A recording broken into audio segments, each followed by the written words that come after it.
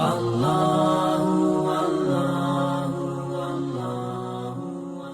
kita. Fa imma ya'tiyannakum minni huda. Kata Allah, aku tidak akan biarkan engkau turun ke bumi tanpa pedoman hidup. Walaupun sudah belajar sekarang, ada training yang tadi dilakukan itu, saat ditempatkan di surga, bukan surga yang akan kita masuki nanti. Ini surga khusus untuk pendidikan Adam sebelum turun ke bumi. Terlalu panjang kalau kita bahas. Setelah kemudian turun, kan tidak Adam saja yang hidup di bumi. Karena Adam itu manusia, manusia itu punya nyawa, nafas. Setiap nafas fitrahnya akan mengalami kematian. Quran surah ketiga Ali Imran ayat 185. Kullu nafsin dha'iqatul maut. Karena Adam itu pasti wafat, manusia, dan kembali kepada Allah, maka akan digantikan tadi. Ada yang menggantikan. Kan yang menggantikan ini belum tentu pernah training di surga. Siapa di antara Anda yang pernah training di surga? Angkat tangan, saya pulang. Tidak ada.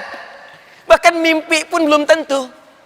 Karena itu, kata Allah, nanti kami kirimkan satu pedoman. Ikuti pedoman itu, ajarkan pada anak keturunanmu. Faman tabi'a hudaya, kalau pedoman itu diikuti dengan benar, pedomanku kata Allah, ada ya di ujungnya. Ya nisbah. Faman tabi'a hudaya, ya-nya kembali kepada Allah. Jadi bukan pedoman maaf ya, makhluk, bukan pedoman Adi Hidayat, bukan pedoman kiai, bukan pedoman Habib, bukan pedoman orang-orang tertentu, bukan makhluk-makhluk tertentu, tapi langsung bersumber dari pencipta kita semua. Siapa? Allah. Maka kalau yang bersumber dari Allah, pasti punya keistimewaan yang jauh berbeda dengan makhluk. Laisa kamitslihi syai'. Apa keistimewaannya? Fala khaufun 'alaihim wala hum yahzanun. Aku jamin, kata Allah, kalau pedoman ini diikuti oleh anak keturunanmu, cucumu, sampai semua berpulang kepadaku, aku jamin hidupnya selama di muka bumi itu, selama di dunia itu, dia akan dijauhkan dari kegelisahan dan dijauhkan dari kesedihan.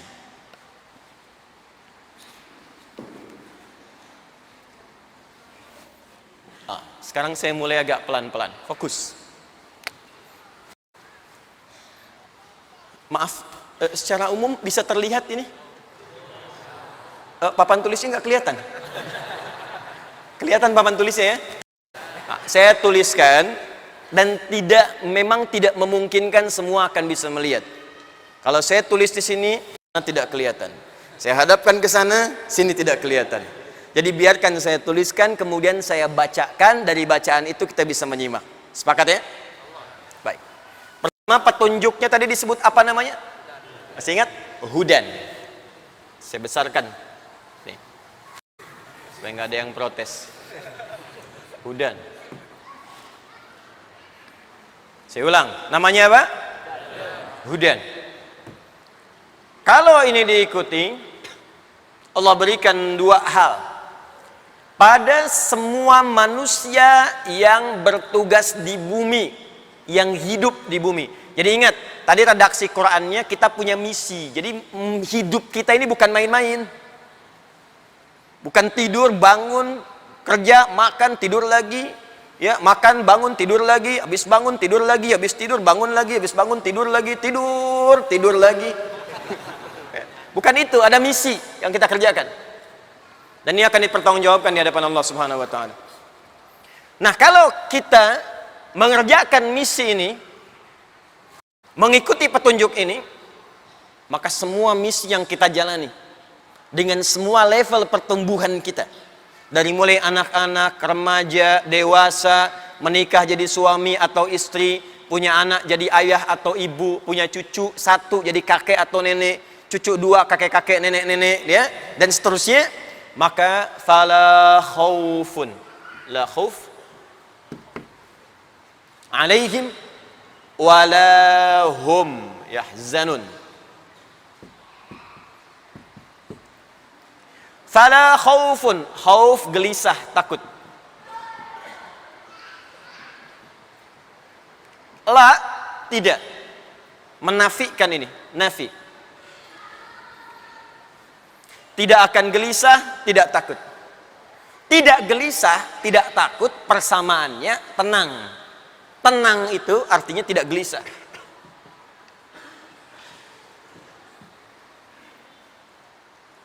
La yahzanun wala hum. Sebetulnya bisa Allah mengatakan wala yahzanun. Tapi rumusnya dalam ilmu nahwu, kalau ada dhamir munfasil di antara dua kata terletak di tengah-tengahnya, maka fungsinya taukid namanya, penguat, penegas. Sama dengan begini, ulaika ala hudam mir rabbihim wa ulaika humul muflihun. Bisa Allah mengatakan wa ulaikal muflihun. Ketika menggunakan hum, itu taukid namanya. Saya tegaskan, saya pastikan, jangankan mereka sekedar tenang, walahum yahzanun, saya pastikan mereka tidak akan pernah sedih dalam hidupnya. Tidak sedih artinya senang. Fokus dulu. Artinya Pak, Ibu, kita ini saat ditugaskan hidup di muka bumi, di dunia ini sekarang, membawa misi, itu sebetulnya misinya bahagia, senang. Dan Allah minta kita tenang. Ini sebetulnya kalau kaidah ini diikuti, nggak ada yang sulit hidup di dunia itu. Rumah tangga tenang, bekerjanya senang, jadi anak senang, di suami senang, jadi orang tua tenang. Ini kaidah. Jadi kalau ada, maaf, sampai saat ini yang hidupnya dirundung oleh kegelisahan dan kesedihan, maka boleh jadi bukan karena kesedihan itu melekat pada dirinya, karena petunjuk hidupnya tidak pernah dia kaji. Ini persoalannya. Di poinnya di sini. Di secara sederhana Allah ingin menyampaikan, kalau hidup kita itu mengikuti petunjukku, kata Allah yang benar, maka aku jamin semua tahapan hidupnya, etape kehidupan yang ia lalui akan lekat dengan kesenangan dan ketenangan dalam kehidupan. Ini poinnya. Sekarang kita tanyakan, tadi pedoman yang Allah turunkan namanya apa? Hudan. Ini. Karena itu, setiap masa berganti, Nabi Adam wafat alaihi salam, digantikan generasi setelahnya. Generasi setelahnya, maka Allah senantiasa mengutus seorang rasul pembimbing, memilih di kalangan hamba terbaik untuk mengupdate hudan ini sesuai dengan kondisi masyarakatnya masing-masing. Karena setiap zaman akan berbeda. Zamannya Adam mulai hidup berdua, Adam cuma dengan Hawa, muncul anak-anaknya, berkembang ke masa Nabi Nuh, zaman sudah beda, orang sudah banyak, tempat sudah indah, ya. Makanya turun Quran surah ke-49 ayat 13 untuk melukiskannya. Ya ayyuhan nasu inna khalaqnakum min dzakarin wa untha ja'alnakum syu'uban wa qabail. Ada yang pindah bersuku-suku, ya, ada yang ke Jawa, ke Nusantara, ada yang bahkan beda benua, Afrika, Amerika, Eropa, Australia, sampai ke Asia. Asia dipecah-pecah lagi. Banyak. Nah, semakin berkembang setiap zaman, otomatis kan ada penyesuaian-penyesuaian. Dulu zaman Nokia 3315 dengan yang sekarang kan beda pola hidupnya kan. Sekarang fungsinya sudah lain kan. Kalau bayangkan kalau pedoman di masa Nabi Musa sama dengan Nabi Adam, hidupnya susah zaman Nabi Musa. Sama aja dengan begini pedoman kita sekarang, sama dengan pedomannya misalnya zaman Nabi Musa alaihissalam. Anda bisa bayangkan seperti apa kehidupan yang kita jalani sekarang. Karena fikihnya beda. Ada najis sedikit di baju, langsung sobek. Nggak bisa dibersihkan, langsung sobek seketika. Dosa syirik sedikit, bunuh diri. Baru diterima tobatnya. Kebayang itu ya, begitu jalan banyak yang compang-camping. Kena becek mau ke Al-Azhar, sobek gitu kan. Kena di sini najis, sobek gitu ya. Makanya saya sering menyindir sedikit ya, sudah diberikan pakaian lengkap. Jadi kalau ada yang suka baju disobek-sobek, nah mungkin itu kaum dulu nyasar ke sini gitu. Maksudnya dengan sempurna lah kita kerjakan. Nah, karena itu pedoman ini diupdate di setiap masa. Petunjuk kemudian disempurnakan dengan berkembangnya manusia, berkembangnya pola hidupnya, maka petunjuknya disesuaikan sesuai dengan perkembangan zamannya. Datang sesuai ketentuan Allah yang Maha mengetahui. Tapi yang paling menarik, namanya tetap sama. Walaupun kemudian penamaan detilnya bisa beda. Misal, Nabi Musa diberikan kitab namanya apa? Taurat. Nabi Isa apa? Injil. Nabi Daud apa? Zabur. Tapi tetap semua itu disebut dengan nama umum yang sama, Huda. Contoh, buka Quran surah 17 Al-Isra ayat kedua. Ini kitab yang diberikan pada Nabi Musa alaihissalam. Wa ataina Musal kitaba. Kami berikan kepada Musa alaihissalam kitab. Bimbingan, pedoman hidup. Dinamakan Taurat. Tahu dari mana Taurat? Buka Quran surah Ali Imran ayat yang ketiga.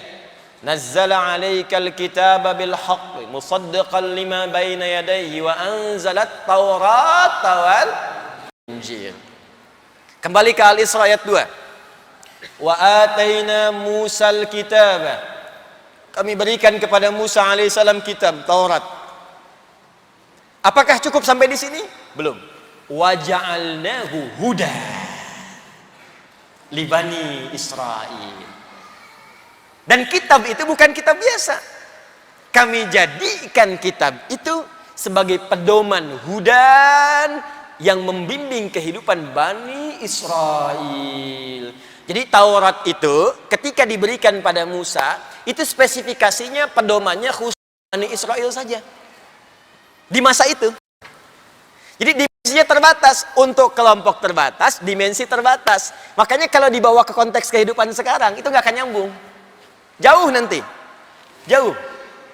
Karena itu poinnya, Bani Israel pun ketika diutus Musa alaihissalam punya pedoman hidup yang kalau diikuti hidupnya akan senang dan tenang. Sekarang karena waktu kita terbatas, tinggal 1 jam, saya langsung lompat ke masa Nabi Muhammad SAW. Nabi Muhammad diberikan kitab namanya apa? Al-Quran. Baik, yang kita bacakan, yang kita hafalkan, yang kita pelajari. Sekarang ketika Allah menurunkan Al-Quran pada Nabi Muhammad, perhatikan redaksinya. Buka Quran surah kedua Al-Baqarah ayat 185. Di sini saya akan lambatkan sedikit uraiannya dan kita mulai pada pembahasan utama. Quran surah kedua ayat 185, paling kiri pertengahan di mushaf. Syahrul Ramadhan alladzi unzila fihil Qur'an. Di bulan Ramadan itu diturunkanlah Al-Quran.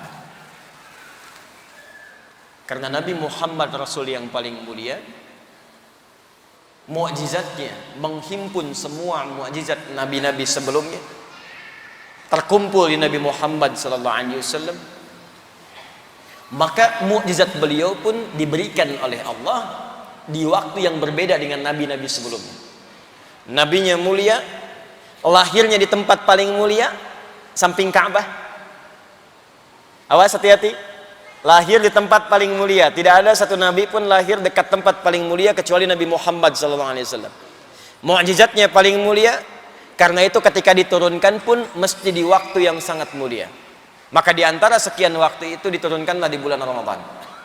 Bahkan harinya mulia, Jumat. Bahkan malamnya mulia, Lailatul Qadar. Perhatikan dahsyatnya petunjuk ini. Ketika petunjuk ini diturunkan, hudan, Al-Quran yang diturunkan pada Nabi Muhammad itu saking dahsyatnya, semua hal yang terkait dengan turunnya jadi mulia semua. Turun pada siapa tadi?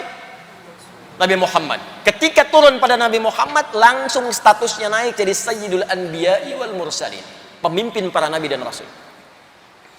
Diturunkan lewat malaikat apa?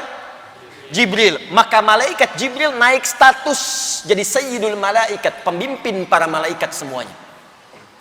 Padahal Nabi Musa itu dulu teman akrabnya malaikat maut. Teman akrab tuh, malaikat maut. Tapi seakrab-akrabnya meninggal juga. Dan gak bisa menunda. Nabi Isa punya juga teman akrab dari kalangan malaikat. Di Rasul fis sama' ladaihi qarinun aw qaribun rasulun fil ardi. Di Rasul di langit, malaikat punya teman akrab Rasul di bumi. Nah, ketika zaman Nabi Muhammad SAW, wahyu diturunkan lewat malaikat Jibril, akrab ya dengan malaikat Jibril, naik status jadi sayyidul malaikat dengan menurunkan Al-Quran. Al-Quran turun di hari apa tadi? Jumat. Jumatnya langsung menjadi sayyidul ayyam, penghulu di antara para hari. Quran turunnya di bulan apa tadi? Ramadan. Ramadan langsung naik status jadi sayyidul syuhur, penghulu dari semua bulan. Turun di malam, malamnya turun, saat malam itu malamnya berubah jadi Lailatul Qadar. Inna anzalnahu fi. Nah, beda dengan malam biasa. Ketika Anda ibadah saat malam tepat turunnya Al-Quran itu, maka semua pahala naik langsung lebih daripada 1000 bulan, lebih daripada 85 tahun. Jadi kalau Anda sholat 2 rakaat saja malam itu nilainya sama dengan 85 tahun lebih tanpa henti sholat, tanpa henti. Kalau Anda baca 1 huruf saja Al-Quran pada saat itu, lantas meninggal, itu sama dengan jumlah membaca huruf itu lebih daripada 85 tahun tanpa henti. Udah taubat, nangis, ampuni dosaku ya Allah. Taubat, terus buka mushaf, baca sehuruf aja, nun, meninggal. Dibacanya pas malam tadi, keutamanya lebih. Yang paling dahsyat, karena Al-Quran ini istimewa, Al-Quran tidak sama dengan yang lain-lainnya, maka Allah pun membedakan fungsi dari Al-Quran ini terkait dengan sifat petunjuk dan pedomannya, bukan hanya mencakup kelompok tertentu, kalangan tertentu, tapi disampaikan dengan redaksi yang berbeda. Perhatikan kalimatnya. Syahrul Ramadhan alladzi unzila fihi al-Quran. Teruskan. Apa fungsi Al-Quran? Hudan. Hudan. Tuh, kembali ke sini. Nabi Adam dapat hudan, Nabi Nuh dapat hudan, Nabi Musa dapat hudan, Ibrahim sebelumnya dapat hudan, Nabi Isa dapat hudan. Namanya bisa beda-beda tapi fungsinya sama. Di Allah ketika menurunkan Al-Quran, fungsi Qurannya sebagai apa? Hudan. Yang menarik, kalau Nabi Musa libani Israel, Nabi Isa libani Israel, kelompok tertentu, kaum tertentu, Quran tidak. Hudan linnas, untuk semua manusia tanpa batas, dari sejak Nabi Muhammad sampai kehidupan manusia berakhir kembali pada Allah Subhanahu wa taala. Karena itu terbukti sampai sekarang. Saya tanya pada Anda, coba tunjukkan pada saya kitab-kitab Nabi sebelumnya yang abadi, redaksinya sama persis dengan saat diturunkan sampai sekarang. Tunjukkan pada saya. Gak ada. Taurat mana? Zabur mana? Injil mana? Dengan redaksi asli saat diturunkan kepada Nabi ya. Karena gak ada jaminannya. Dan cuman Al-Quran yang sifatnya sampai sekarang itu semuanya terjaga lengkap, baik ketika dibunyikan dengan bunyi tidak berubah sampai sekarang. Silahkan zaman Abu Jahal dulu ketika didakwahi, keterjauhkanlah yang lain-lain ya. Sampai sekarang itu alif lam mim tetap alif lam mim, nggak ada yang berubah bunyinya, nggak tertukar dengan alam nasroh. Yang di alam nasroh alam, yang di alif lam mim. Tunjukkan pada saya, dan tidak pernah mengalami, maaf penyesuaian ejaan. Nggak ada. Al-Quran versi milenial, edisi yang disempurnakan, ejaan yang disempurnakan, nggak ada. Santai jadi santuy. Dulu santai, sekarang santuy, ya kan? Dulu uang, sekarang duit. Di Al-Quran tidak, alif lam mim ya alif lam mim, alam nasroh ya alam nasroh. Sampai kembali kepada Allah tetap akan begitu. Ini saya mau katakan begini, kalau ini bukan firman Allah yang ditetapkan, mustahil bisa begini Pak. Terus kurang yakin apa dengan kebenaran Quran? Kurang yakin apa dengan kebenaran Islam? Ini mustahil bisa begini kalau nggak dijamin. Itu yang dimaksudkan Quran surah ke-15 ayat ke-9. Inna nahnu nazzalna dzikra wa inna lahu lahafizun. Kami yang telah turunkan Al-Quran untuk mengingatkan Anda. Ini beda. Ini firman Allah, bukan kata-kata manusia.